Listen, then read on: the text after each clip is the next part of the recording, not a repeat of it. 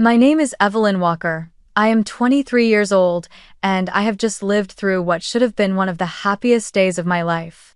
Instead, my parents turned it into a wound so deep that I will never forget it for as long as I live. I graduated in business administration from the University of Houston after 4 relentless years of balancing study and work. I attended classes during the day, worked evenings at a small cafe near campus, and took on extra office jobs on weekends to help cover tuition fees while also contributing to my family's living expenses. My parents were never wealthy, and our home in Houston was far from fancy, but I believed that carrying part of the financial burden would ease their load. Deep down, I always hoped that when I walked across the stage in my cap and gown, they would finally look at me with pride and see that every sacrifice and every exhausting shift I worked had been worth it.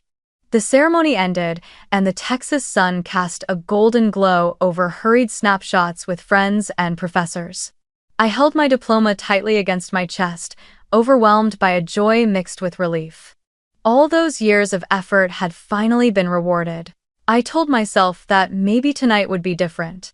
Maybe there wouldn't be a grand celebration, but at the very least there would be a warm dinner, a few words of congratulations from my parents, perhaps even the embrace I had longed for all these years. That didn't feel like too much to ask for a daughter who had just reached one of the most important milestones of her life, did it? I thought so as I drove home, heart fluttering with excitement and just a trace of nervousness. But the moment I turned onto the familiar street and parked in front of the house, my heart nearly stopped. Scattered across the porch, under the harsh glare of the afternoon sun, were suitcases, bags, and cardboard boxes. My belongings. Clothes I had folded neatly, books I had studied from for years, all dumped carelessly as if they meant nothing. For a split second, I thought it had to be some mistake, or perhaps a cruel joke. But then I saw my mother, Susan, standing with her arms crossed and an expression like stone. My father, Mark, avoided my eyes, and my younger brother, Andrew, smirked under his breath. In that instant, I knew this wasn't a mistake. This was reality. I rushed toward them, my heart pounding, my voice trembling. "What's happening? Why are my things out here?" My mother didn't hesitate. Her tone was flat, rehearsed, as if she had been waiting for this moment. "You've finished school. Now it's time to take care of yourself." Just one sentence so simple, so cold. As if the 4 years I had worked myself to the bone, the money I had put toward the electricity bills, the groceries, or the nights I stayed up fixing light bulbs and leaky pipes to save the family expenses, none of it had ever mattered. I wanted to scream, to demand answers, to cry out against the humiliation flooding me, but what slipped from my lips was nothing more than a faint whisper. "Today is my graduation day." My voice cracked, fragile like a lost child calling into the dark. But my mother did not flinch. She gave a slight shrug and replied curtly, "Then consider this your graduation gift, independence. From now on, you're on your own." I stood there frozen, as if the ground had collapsed beneath me. The day that should have marked a celebration and a new beginning had become the moment my family cast me out, diploma clutched in my arms, my feet carrying me away under the cold stares of the people I had once called my parents and brother. Dragging my suitcase down the porch steps, my hands trembled so badly it felt like I had lost all sensation. Each step weighed heavy, as though a stone pressed against my chest. I still couldn't believe this was happening, and on this day of all days. Yet my mother's words echoed inside my head, cold and final, like a gavel striking in a courtroom. "You've been to college. Figure it out yourself. The family has no more responsibility." I looked over at Andrew standing beside my parents. He was only 20, had dropped out of school the year before, and now spent his days holed up in his room with his computer and a crowd of online gaming friends. Yet in my parents' eyes, he was always the one who needed to be taken care of, while I was nothing more than someone who had already fulfilled her duty. As I stood on the porch, clutching my suitcase in confusion, Andrew shot me a disdainful look, his lips curling into a mocking smile. "You're not even that good," he sneered. "What a waste of tuition. That degree just means you'll sit in some office typing on a computer. It's worth nothing." I bit down hard on my lip, unable to utter a single word. This was my younger brother, the one who should have shared a childhood with me, yet now he saw my being thrown out onto the street as a joke to laugh at. My father, Mark, stood silently with his hands in his pockets, his eyes shifting away every time I looked at him. He didn't speak, didn't protest, didn't comfort me, and offered no defense. His silence cut deeper than my mother's cold words or Andrew's cruelty. I had once believed that at the very least he cared for me, that he would never allow me to be treated this way. But in the end, he chose silence. He chose the easier side, the side of the family that cast me out, not mine. That afternoon, I loaded all my belongings into my car and drove away in tears. I had no clear plan, only the certainty that I could never return. The house where I had grown up, the place I once believed to be my only refuge, had turned into something cold and hostile, harsher than any dormitory I had ever lived in. By nightfall, I found a cheap motel on the outskirts of town, a rundown place with peeling walls and a flickering neon sign. The elderly owner handed me the key without even asking why. The room was cramped, with a low ceiling, a sagging bed, and the stench of mold clinging to the air, but at least I had a roof over my head on the first night my family had abandoned me. I sat on the creaking mattress, staring at the empty walls as tears streamed down my face. Waves of bitterness and humiliation washed over me. I thought about that morning, when I had still been wearing my graduation gown and had dreamed of celebrating with my family that evening. I remembered the thrill of stepping across the stage, the cheers of my friends, the handshakes and congratulations from professors. I remembered the joy of holding my diploma in my hands. And now, all those images felt crushed into dust by the sight of my own parents casting me out on the very day that should have been one of the most beautiful memories of my life. I kept asking myself what I had done wrong. I hadn't dropped out of school like Andrew. I hadn't wasted money or caused trouble. I had worked nonstop to pay my tuition, to help support the family, even cutting back on my own needs just to hand over money so my mother could cover the bills. And yet now, as I stepped into the world with my diploma in hand, they turned their backs on me. The reason? We need space for Andrew. My entire life as a daughter reduced to one cold statement and a suitcase dumped on the porch. That night, I hardly slept. The sound of cars rushing along the highway, the low groan of the old air conditioner, all of it only made the weight in my chest heavier. I tossed and turned with my pillow soaked in tears. For the first time in my life, I felt truly alone. No family, no place to return to. The cruel truth sank and I had lost the one anchor I thought I had, or maybe I never really had it at all. I remember the morning after, staring into the mirror of that dingy motel room with swollen eyes from crying. Only two choices filled my mind. Either give up and sink into the role of a betrayed victim, or stand up and prove that everything they believed about me was wrong. I chose the latter. Yes, I was hurt. Yes, I was bitter. But somewhere deep inside, the humiliation had sparked a flame of defiance. I told myself, they think I'll fall apart.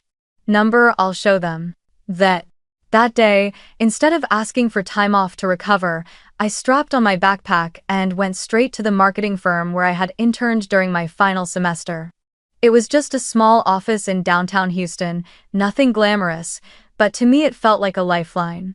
I already knew my direct supervisor, Hannah Miller, a sharp and straightforward woman in her 30s.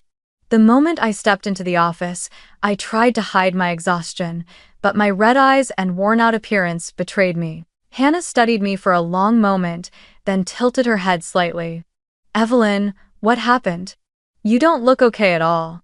At first, I wanted to deny it, but the weight of everything I had been holding in since the day before broke me. I burst into tears and told her everything from the graduation ceremony, to seeing my belongings dumped on the porch, to the moment my parents coldly told me to leave. Hannah didn't interrupt, didn't judge.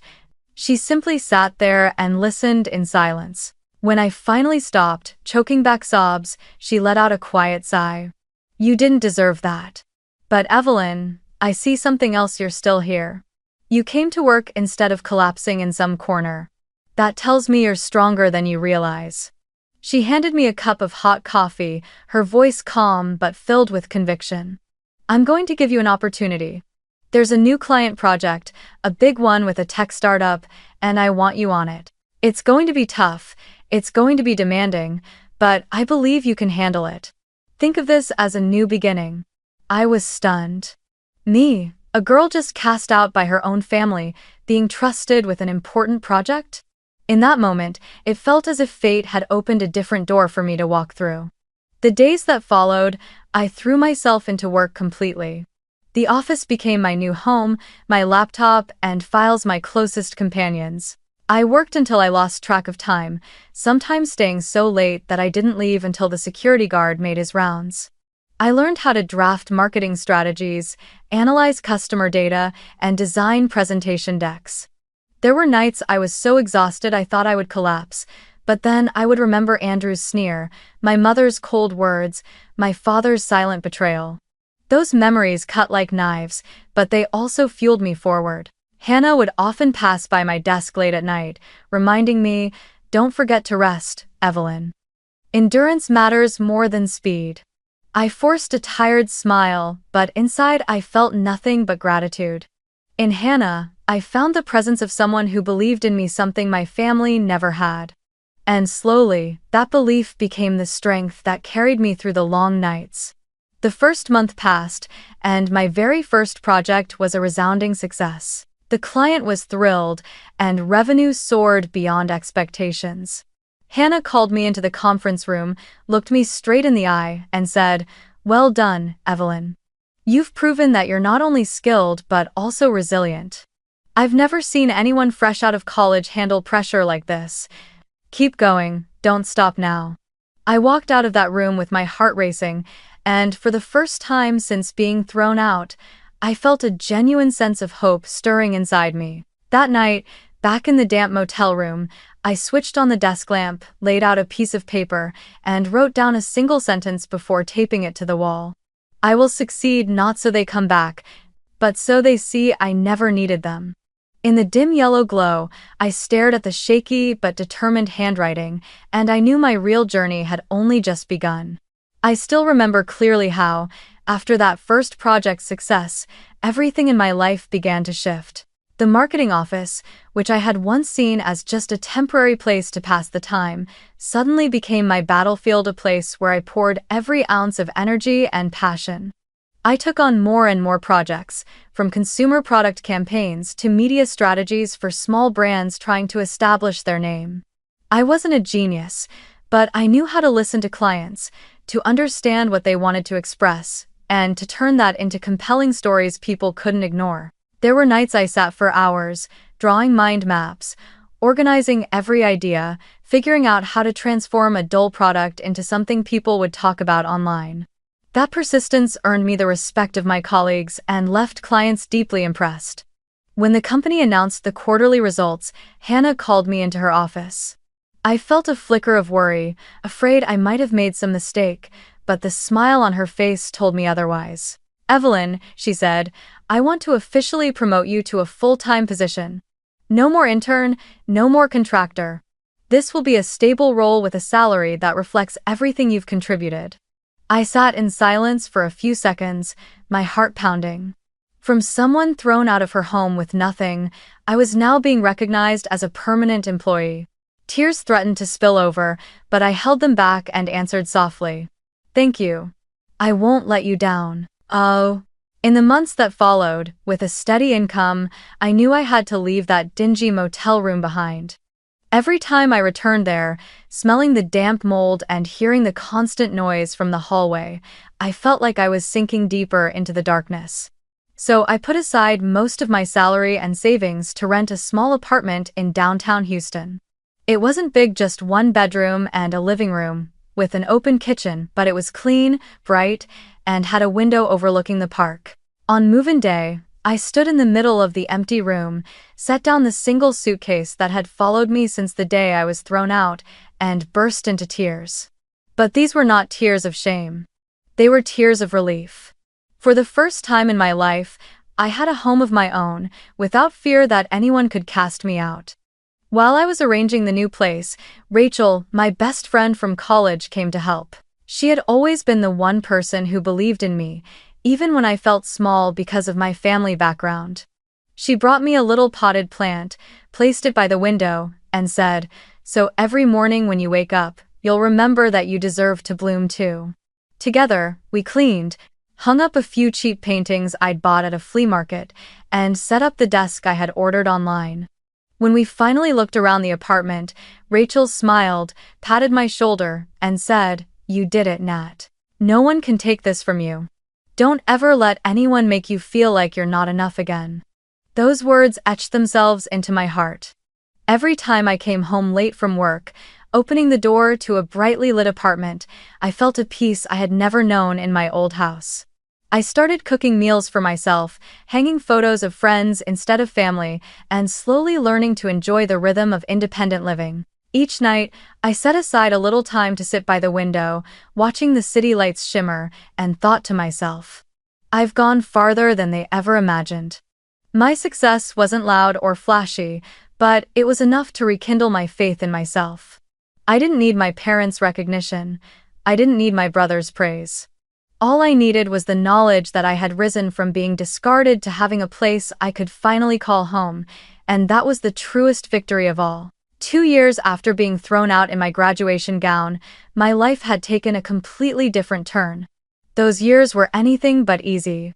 There were moments when I thought I wouldn't survive. But every sleepless night at the office, every tense meeting with clients, every proposal I revised dozens of times had built toward something. I was no longer the quiet intern bowing my head to take assignments. I had become a key employee in the company, trusted by clients and respected by colleagues. My salary, along with freelance projects I took on after hours, allowed me to build up real savings. I opened a personal account and carefully deposited a portion of my income each month, refusing to waste money carelessly. Every dollar I saved reminded me of the day my belongings were thrown onto the porch, pushing me to make sure that one day I would have a place that was truly mine. The day I signed the contract for my first house in Katy, Texas, my hands shook so badly I could barely hold the pen. It was a modest 3-bedroom home, with an old oak tree in the front yard and a backyard just big enough for flowers or a small vegetable garden. It wasn't luxurious or grand like the houses in magazines, but to me, it was everything. From a girl cast out into the street, I had built the strength to walk into a home of my own making. The feeling was both overwhelming with joy and aching with pain, because deep down I knew there was no one in my family who would truly share that happiness with me. The day I received the keys, I drove to Katy under a sky so clear it felt painted, sunlight pouring down across the quiet suburban streets. My heart pounded as I pulled up in front of my new house, its windows freshly polished, its exterior painted a soft cream white. I stood there for several minutes, breathing in the scent of freshly cut grass drifting over from the neighbor's yard, letting the moment settle deeply into me. Then I slid the key into the lock, and the crisp click echoed like a declaration that this was where I belonged. The door swung open, and I stepped into the empty living room, where the late afternoon light streamed through the wide window and stretched long across the wooden floor. I set my bag down, looked around at the open space, and tears rolled silently down my cheeks. Every drop carried pride, proof of every sacrifice, every sleepless night, every ounce of effort over the last 2 years. Yet along with joy came an undeniable ache. In the dreams I had as a child, if I ever bought a house, my parents would be there with cake and flowers, laughter filling the air. But reality was different. Today it was just me, standing alone in an empty home, holding on to loneliness like the shadows stretching across the floor. I spent the afternoon wandering from room to room. The master bedroom was small but cozy, with a window facing the sunrise, and I pictured myself waking tomorrow to golden light spilling in. The 2 smaller rooms I planned to keep, one as a home office, the other left for guests. The kitchen had old wooden cabinets, not modern but clean, more than enough for me to cook whatever I wanted without fear of criticism. Out in the backyard, I lingered, my hand brushing along the wooden fence, imagining rows of lavender growing there one day, their fragrance drifting into the living room on the breeze. That night, I laid a thin mattress in the middle of the living room and opened the same suitcase that had followed me from the motel to the apartment, and now here. I took out my graduation diploma and placed it on the wooden shelf. It no longer stood simply as a symbol of academic achievement, but as a reminder that my journey of independence had begun the day I was cast aside. Lying down, staring at the ceiling, I felt both peace and a deep sting. Happiness, because I finally had a place to call my own. Pain, because the people who should have been here to witness it, to celebrate it with me, were the very ones who had chosen to turn their backs. In that moment, I whispered a quiet promise to myself. This house will be the beginning of a new life. Here, I will build happiness without ever needing their approval. And so, under the calm night sky of Katy, I drifted into my first sleep in my new home, my heart heavy yet filled with hope.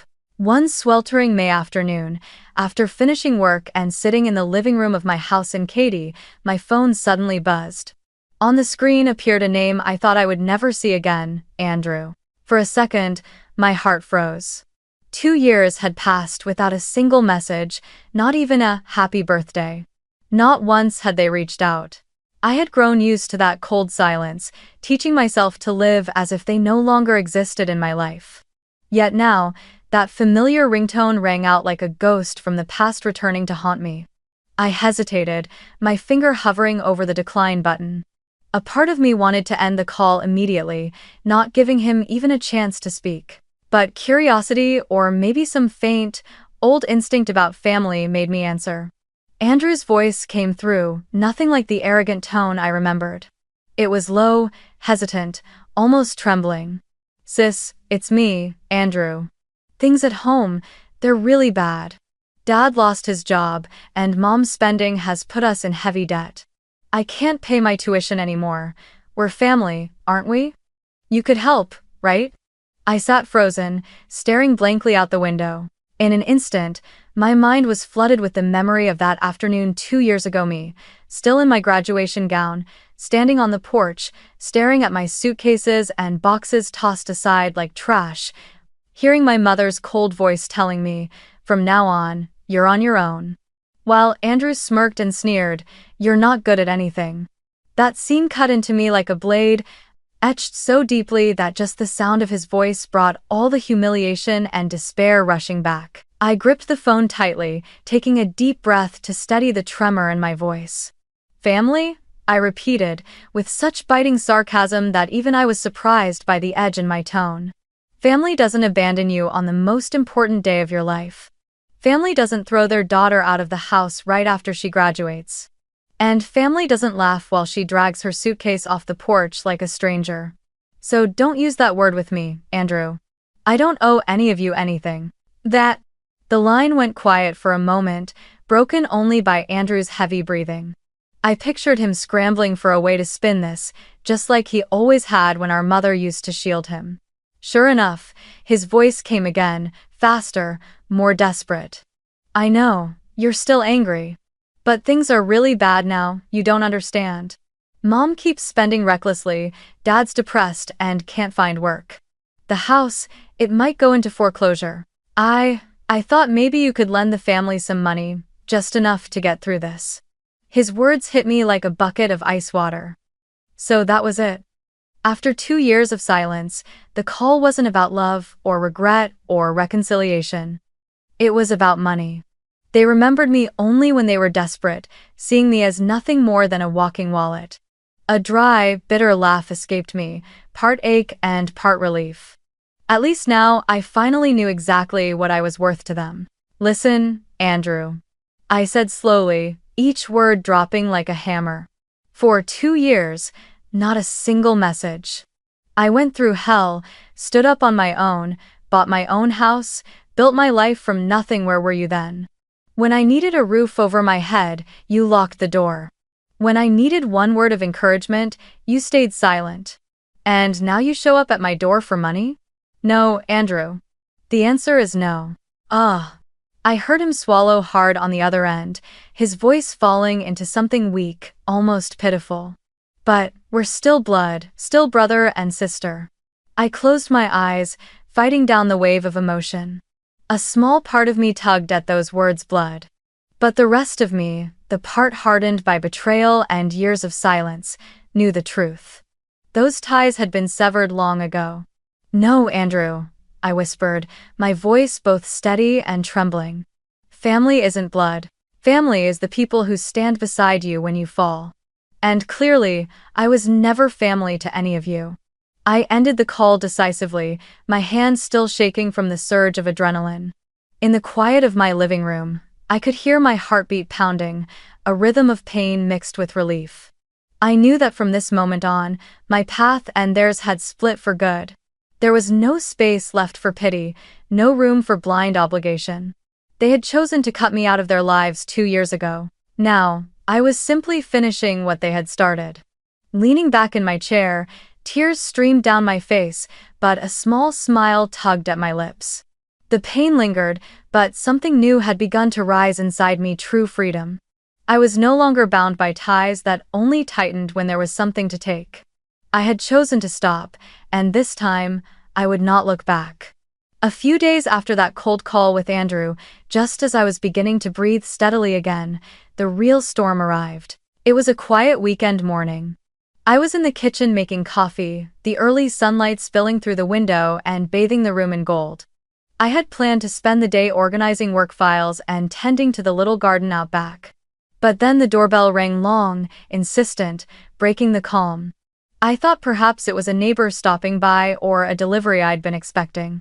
But when I glanced at the door camera, my chest tightened. Standing on my porch were my parents and Andrew. For a moment, it felt like the past had come back to slam into me. My mind raced with the question, how did they even know where I lived? My mother, Susan, stood with her arms crossed, her eyes sweeping over everything critically. My father, Mark, lingered quietly behind her, avoiding my gaze just as he always had. And Andrew wore a hoodie, his face set in that familiar half-smirk. The sight of them sent a shiver down my spine. No warning, no call, just showing up at my doorstep as if this house somehow belonged to them. I opened the door, forcing my voice to stay calm. "What are you doing here?" Susan immediately stepped forward, her eyes sweeping across the living room before curling her lips into a half-smile, sweet on the surface but chilling underneath. "This house is also part of the family's success. You should share it. We'll move in. Live together again, just like before, nice and cozy." End of chapter. Her words hit me like a hammer to the skull. I stared at her in disbelief. Share? Family success? Have you forgotten that day, my graduation day? When I was still in my cap and gown, my belongings thrown onto the porch, you were the ones who cast me out. And today, you have the nerve to stand here and say this? Susan took a deep breath, her face calm, as if she had rehearsed the answer. "You're exaggerating. That day, we only wanted to give you the chance to grow up. If we hadn't pushed you out, would you have become the person you are today? You should be grateful, Evelyn." Her words made the blood in my veins boil. They were twisting abandonment into some kind of gift. Andrew, who had been silent until now, suddenly chimed in with his mocking tone. "Exactly. Look at you now, nice house, good job. If it weren't for us pushing you, you'd probably still be stuck renting some tiny apartment. And yet you're being selfish, not thinking about family. A 3-bedroom house, and you live here alone? Let us move in. It'll be fun." I let out a bitter laugh. Selfish? I worked myself to the bone for 2 years, saving every penny to buy this place. When I was stranded on the street, who reached out to help me? When I was eating instant noodles in a moldy motel, who stood by me? Now that I finally have a home, you show up demanding to share? No, Andrew. This is my house. No one has the right to step inside but me. 1. The air grew thick, tense enough that I could hear the pounding of my own heart. Susan's face darkened, her voice cutting like ice. "So, you would deny your own blood? Don't forget, without us, you wouldn't even have today." I couldn't hold back any longer. "No, it's because of you that I had to walk through hell to get here. My success is not thanks to you, it's because I stood up after being betrayed. Don't ever come here demanding anything from me again." I pointed straight at the door, my voice sharp and final. Out. This is my house. You have no right to be here, no right to claim a single brick of it. Andrew let out a mocking laugh, shaking his head. You'll regret this, turning your back on family, but I didn't let him finish. I stepped forward, flung the door wide open, and kept my arm extended toward the street. Out, now. Now. Susan glared at me, fury flashing in her eyes, but she tugged Andrew backward. Mark stayed silent, sighing, his gaze fixed anywhere but on me. For a few moments, we stood on opposite sides of the threshold, two opposing lines with no way back. Finally, they turned and walked away, their figures shrinking into the quiet street. I slammed the door shut and leaned against it, my whole body trembling. Relief washed over me, but so did a creeping dread. They had come to my doorstep, boldly declaring their supposed claim. I knew this wasn't over. They wouldn't give up. And somewhere deep inside, I already sensed the real battle was only beginning. After that heated confrontation on my porch, I thought maybe they would finally accept the truth that I was no longer the family's lifeline. But only a few days later, the fragile calm shattered. My phone lit up with messages from numbers I hadn't seen in years: an aunt, an uncle, even cousins who had long kept their distance. Each message carried the same tone. I heard your parents helped you buy that house, is that true? Why are you refusing to share when it was always family property? Don't shame the family like this, Evelyn. Reading those words, my hands shook with rage. It was obvious my parents and Andrew had already begun spreading lies, twisting the story until I was painted as the ungrateful daughter who stole credit for something that wasn't hers. Anger quickly gave way to fear. I knew my mother, Susan, all too well. She wouldn't stop at spreading rumors. She was determined and cunning. If she truly believed this house was family property, she wouldn't hesitate to go further, even to the point of forging documents or trying to drag me into court to claim her share. The thought of it sent a chill down my spine. I had lost once before. I couldn't afford to lose again. In my confusion, I turned to Rachel. She had been by my side from the very beginning, the one who saw my tears when I first stepped into that tiny apartment in Houston. Rachel listened carefully, her brows furrowed, then placed a steady hand on my shoulder. Nat, you can't fight them alone. But don't worry, I know someone who can help. Do you remember Mike? My old classmate, he's a lawyer now. I'll arrange for you to meet him. Just one afternoon later, I found myself sitting in a familiar cafe with Rachel and Mike, a tall young man with sharp eyes but a calm voice. I told him everything, from being thrown out of my parents' house, to buying my home in Katy, to the confrontation on my doorstep. Mike listened intently, occasionally tapping notes into his laptop. When I finished, he straightened, his gaze locking onto mine. Evelyn, I'll be direct. They absolutely could fabricate a story that they contributed money, then attempt to forge documents to back it up. If they're reckless enough, they might even file a lawsuit to drag you into court. Winning isn't guaranteed for them, but it would cost you time, energy, and peace of mind. My heart tightened as the words sank in. I had thought I was safe in this home, but now it seemed everything was still fragile. Mike went on. The important thing is to prepare now. Keep every record of income, pay stubs, your house purchase, contract, bank transfers, tax receipts, everything. The more evidence, the better. We need to build a solid file so that if they make a move, you won't be caught off guard. I nodded, feeling as if I had just been handed orders for battle. Rachel clasped my hand firmly, her voice unwavering. Nat, you built all of this with your own strength. Don't let them strip that pride away from you. Mike will help, and I'll be right here too. That night, I went home and pulled out every old file I had saved.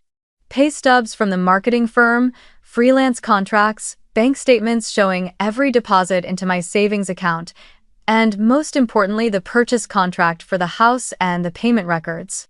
I sorted them carefully into a binder, as if I were constructing a wall of protection around myself.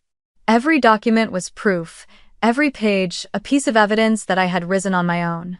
As I organized the papers, memories from 2 years earlier came flooding back me, collapsed on the bed of a moldy motel room, convinced I had no future. I gripped the pages tightly and told myself, no one will ever take this from me again. If they drag me into court, I will stand tall and face it. In the days that followed, Mike combed through every detail with me. He drafted a legal file, guiding me on how to secure notarized copies. He warned, Evelyn, be ready for them to attack in other ways, more rumors, attempts to smear your reputation. Don't get dragged into their noise. All we need is the truth. I nodded, my chest trembling but firm. I knew the battle with my family was far from over. In fact, it was escalating into a new stage, not insults hurled on the porch, but a war fought with paperwork and the law. But this time, I wasn't alone. I had Rachel, I had Mike, and above all, I had myself, a Evelyn no longer cast out onto the street, but a Evelyn with a home, with conviction, and ready to defend it at all costs. I thought I had braced myself for the worst, but when the official summons from the courthouse arrived, my heart still pounded wildly. My family, the very people who had thrown me out on graduation day, were now suing me, claiming the house in Katy as family property. They weren't just trying to steal the first home I had scraped together penny by penny, they were trying to paint me as ungrateful, as a thief. Mike set the lawsuit papers down on the table, his tone calm but resolute. We'll face this head-on. Consider this the moment to end it for good. On the appointed day, I walked into the law office with my hands gripping tightly around the binder of evidence Mike had helped me prepare. The office was spacious, its walls lined with framed awards and licenses, yet the air felt unbearably heavy. Across from me sat my parents and Andrew. My mother, Susan, wore a dark dress, her face carefully made up, though her reddened eyes suggested she had been crying. My father, Mark, sat hunched over, his hands clasped together, avoiding my gaze. Andrew leaned back in his chair with a smirk on his lips, but his eyes betrayed a flicker of unease. The hearing began. Their attorney spoke first, declaring that the house in Katy was purchased through the combined contributions of the Walker family, and that I had made a verbal agreement to allow my parents' joint ownership. My jaw tightened, ready to refute him, but Mike lightly placed a hand on the table, signaling me to wait. The attorney pressed on, accusing me of turning my back, abandoning my parents in their time of need, disregarding the bond of blood. Right on cue, Susan lowered her head, sobbing loudly, her voice breaking. This girl, we sacrificed everything to raise her, to send her to school, and now that we're struggling, she selfishly keeps it all to herself. She's ungrateful she abandoned her own parents. Her words struck me like a blade to the throat. I had once helped pay the bills, cut back on my own needs so she could afford medicine, spent nights fixing broken pipes and changing bulbs so we wouldn't have to hire anyone. And this was what she said about me? For the first time, I looked Susan straight in the eye, without the slightest trace of fear. You cry in front of everyone, but will you tell the truth? On my graduation day, you threw my belongings onto the porch and told me, from now on, you're on your own. I begged for a word of congratulations, for an embrace, but all I got was rejection. You say now that you raised me, but you conveniently forget that I helped raise this family with the money I earned. Andrew cut in sharply, his tone hard and accusing. You're twisting the truth. You promised that when you bought a house, it would be for the family too. You said our parents would always have a place. I turned toward him, locking eyes. Can you swear under oath that I ever said that, or are you inventing it now to serve yourself? I never made that promise. This house is the one thing I built on my own, and no one has the right to interfere. Mike opened the binder, his voice firm and resonant in the stillness of the room. We present the evidence. This is the mortgage agreement in the name of Evelyn Walker. These are her pay stubs from the marketing firm, cross-checked against her bank statements. Here are the tax receipts proving her legitimate income. Every document aligns with the payments made on the house. Not a single dollar came from Susan or Mark Walker, and certainly not from Andrew. In fact, their financial records show that at the time this house was purchased, they were in credit card debt. I watched as my mother's face shifted. Susan lifted her head, eyes burning with anger, her lips trembling as if searching for a rebuttal, but no words came. Andrew darted a glance at my father, but Mark remained silent, his face drawn and ashen. Mike leaned back, his tone steady and cold. If you continue to insist that this house is shared property, we reserve the right to request a fraud investigation for attempted misrepresentation and unlawful claim of assets. If that happens, you won't just lose this case, you could be facing criminal charges. Are you prepared to go that far? The room fell into heavy silence. I could even hear the faint tap of a pen against the opposing lawyer's desk, as though they too realized the case had hit a dead end. Susan's stubbornness was still visible, but her shoulders trembled. Andrew tapped his foot nervously, his eyes darting, all traces of confidence gone. My father exhaled deeply, lowering his head, unable to meet anyone's eyes. Sitting there, I felt a strange surge of strength. 2 years ago, I had dragged my suitcase out of that house with tears clouding my vision. Today, I sat upright, laying my evidence on the table, proving to everyone how I had climbed from the very bottom. I was no longer the weak daughter begging for affection. I was the rightful owner of my life. The tension in the room had been sharp as a wire, but this time, I wasn't the one cornered. I had stood my ground, and they were the ones caught with no way out. After the confrontation at the law office, I thought everything was finally over. My parents and Andrew left in silence, not saying another word, and I exhaled with relief, believing that the evidence I had presented was enough to put their schemes to rest. But Mike wasn't so certain. When we sat down afterward, his brow furrowed, his tone low and thoughtful. "Evelyn, I don't think they'll give up that easily. Something isn't right here. I want to take a deeper look into your family's finances." His words sent a pang through my chest. I had never once thought of digging into my parents' past, but the sharpness in Mike's eyes and his years of experience made me nod in agreement. A few days later, Mike called me to his office. When I walked in, he was already seated with a thick folder in front of him. He looked at me with a grave expression. "Evelyn, what I've found may shock you. But you need to know the truth if you're going to protect yourself." My hands tightened around the strap of my bag, and I gave a small nod.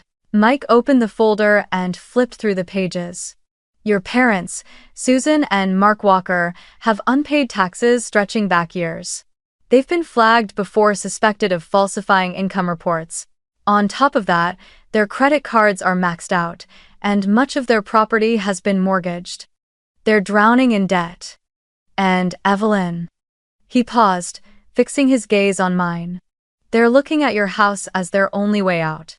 I sat frozen. Images flashed through my mind, my father lowering his head in silence at the law office, my mother crying while playing the victim, Andrew mocking me as selfish.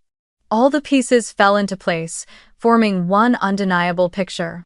They hadn't come to me for family or for reconciliation. They had come because of debt.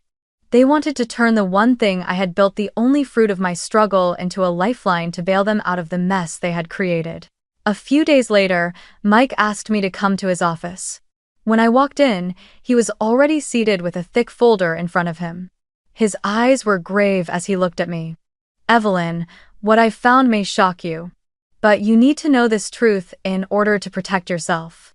My grip tightened on the strap of my bag, and I gave a small nod. Mike opened the file, turning page after page. "Your parents, Susan and Mark Walker, have years of unpaid taxes. They've been warned before, even flagged for suspected income fraud. On top of that, their credit cards are overdue, and many of their assets are already under lien. They cannot pay their debts. And Evelyn..." He paused, staring straight into my eyes. "They're clinging to your house as their only way out." I sat frozen. In my mind, I saw my father lowering his head in silence at the law office, my mother weeping while playing the victim, Andrew mocking me as selfish. The pieces fit together into one clear picture. They hadn't come for family, they hadn't come to reconcile. They came because of debt. They wanted to turn the only thing I had built into the life raft that would save them from the mess they themselves had created. A bitter laugh escaped my lips. Mike went on. "I also uncovered something else. 2 years ago, right after they threw you out of the old house, records show they refinanced it to borrow more money. A large portion of that money disappeared into Susan's reckless spending and credit card bills, and Andrew, he was given a bigger room, newly furnished. In other words, that so-called push for independence they claimed was never about helping you grow. It was simply to free up space and make things easier for Andrew. Hearing that, my chest tightened as though someone had gripped it in iron hands. So, the day I thought was the greatest tragedy of my life was nothing more than selfish calculation. I hadn't been cast out for an opportunity to grow, as Susan preached, but because I was no longer useful to them. They chose Andrew. They chose comfort and space for their golden son. And they chose to discard me, the daughter who had worked herself to the bone to keep the family afloat. A storm of emotions surged through me. I felt pain, fury, but, strangely, I also felt release, because now, everything was clear. There was no space left for illusions, no reason to torture myself with the question of what I had done wrong. I hadn't done anything wrong. They were the ones who chose to put self-interest and favoritism above family. I whispered softly, almost to myself, so, it all came down to giving Andrew a bigger room. Mike studied me, his eyes filled with empathy. I know this is hard to accept, but Evelyn, take it as the clearest proof that you don't owe them anything.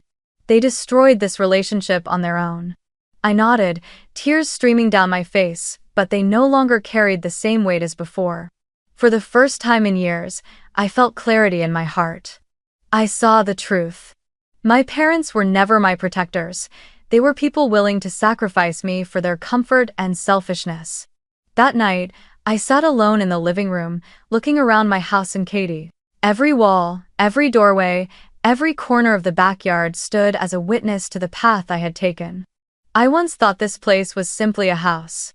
But now I understood it was a fortress, shielding me from manipulation and exploitation. I whispered into the dark, I've seen the truth, and this time I won't be afraid. The trial moved faster than I expected. With all the evidence Mike had assembled, pay stubs, bank statements, mortgage contracts, tax receipts, the judge needed less than a morning to conclude. My family's lawsuit was entirely without merit. As the judge read the ruling, I glanced across the courtroom. Susan sat stiff-backed, her face flushed red with rage, though she still tried to feign composure. She interrupted repeatedly, insisting, "This is family property, and our daughter promised to share," but every word was struck down immediately for lack of proof. Mark was different. He sat in silence, his eyes fixed on the floor, his hands clenched tightly together. Every so often, I caught him glancing up, his gaze meeting mine for a fleeting second before darting away, as though he couldn't bear to face the truth. The sight left me torn between sorrow and cold detachment. Perhaps he had known all along that this lawsuit was nothing but a farce, yet he still chose to stand beside Susan. Andrew, the one who was usually the loudest, sank back in his chair that day, arms crossed, eyes shifting nervously around the room. When the judge addressed him, his answers were curt, clipped, never once daring to meet anyone's eyes head-on. At last, the verdict was delivered. The lawsuit was dismissed on the grounds of willfully providing false information. My family was formally reprimanded for their deceit and warned of harsher penalties should they attempt such actions again. But that wasn't the end of it. As we stepped down from the bench, their lawyer bowed his head in apology to the court for presenting incomplete information, while Mike gave me a firm, steady look. "There's one more piece to this, Evelyn. The IRS is going to step in." And he was right. Just days later, news reached me through Mike. The IRS had officially opened an investigation into Susan and Mark Walker. The very issues Mike had uncovered: years of unpaid taxes, falsified income reports, suspicious spending, were now concrete evidence prompting federal action. When I heard, I sat still in my chair, fingers tightening around my coffee cup. A part of me ached with sadness, but another part rose with a strange peace. At last, the truth had forced them to face consequences. In the hearings that followed, I crossed paths with Susan several times in the courthouse hallway. She still wore her defiance like armor, muttering under her breath that I was a traitor to my blood, that without her and Mark, there would be no Evelyn today. I gave no response. I simply stood tall, walked past, and let her words scatter like dust in the air. I had spent too many years trying to prove myself to them, trying to earn their recognition. Now I understood nothing I ever did could change the way they chose to see me. Mark was quieter than ever. He avoided my gaze, sometimes even standing apart from Susan and Andrew. There was a fleeting moment when I thought I saw regret in his eyes, but it vanished as quickly as a breeze. I no longer sought answers from him. As for Andrew, the same brother who once reveled in watching me dragged out of the house, he now fumed when the lawsuit collapsed. All he could do was throw me a venomous glare before storming off, powerless. The arrogance he had once worn like armor was gone, replaced by the confusion of someone who no longer had anything left to cling to. On the final day, I stepped out of the courthouse into the blazing afternoon sun. The heavy wooden doors closed behind me, and I drew in a deep breath. The sound of my heels echoed steadily across the steps, blending into the city's noise. My shoulders felt lighter, as if I had finally cast off a burden I had carried for years. 2 years ago, I had left my parents' house with nothing but a suitcase and tears, drowning in humiliation. Today, I walked out of court with my head held high, carrying with me the certainty that I had stood tall and defended what was mine.